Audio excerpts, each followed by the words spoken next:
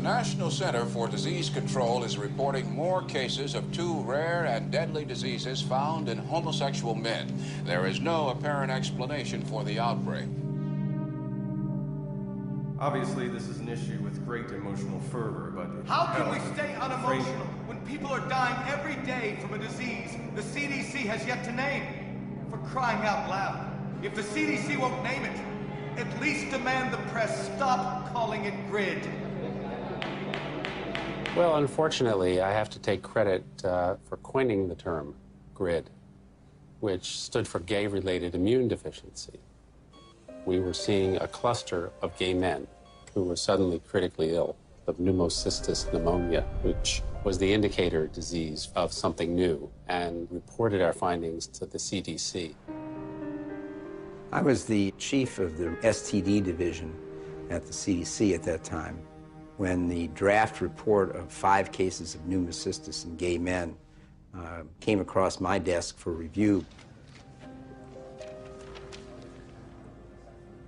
Shortly afterward, cases of a very rare cancer called Kaposi sarcoma were diagnosed in young gay men.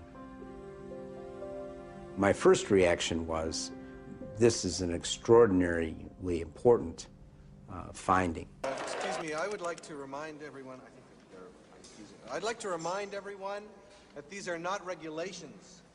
These are not regulations from the CDC. This is a workshop where every agency connected to the blood industry can evaluate information that the CDC has found. And together, we are hoping to be able to arrive at some course of action. Is to establish guidelines to keep people who are at high risk from donating blood to begin with. Banning homosexuals from giving blood won't protect the blood supply. What it will do is stigmatize them. Reminds me of blood banks rejecting donations from blacks for fear of syphilis. Have you any idea of the civil rights implications of establishing such guidelines? My son's a hemophiliac, and if homosexuals are infecting the blood supply, why not keep them from becoming donors? What do you mean the entire gay community? Then what? Separate drinking fountains? One for gays, one for humans? Don't start that gay rights crap with me. There are 20,000 hemophiliacs in this country, and GRID has become the second leading cause of death amongst them. We have rights too, and one of them is the right to stay alive. I know that we're dealing with a very complex and a highly emotional issue, but it would help. I wonder how you can expect us to be unemotional when at least one person is dying every day from a disease that doesn't even have a name. Now, if the CDC can't bother to come up with a name, at least it should stop the media from calling it GRID. We have enough people hating gays without having the entire stigma of this disease placed on us, especially since it has been shown that this disease is no longer merely gay-related. Now, I make a motion to officially call this disease Acquired Immune Deficiency Syndrome, or AIDS.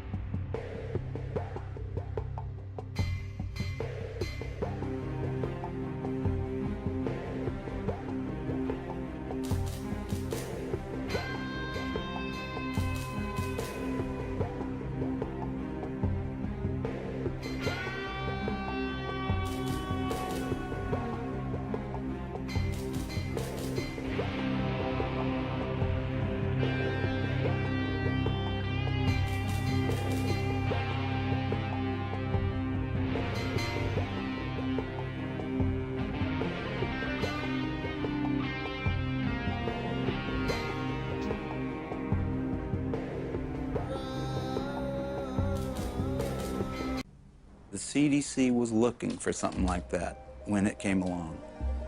They were looking for it already. They were hoping there was going to be a new plague because polio was over.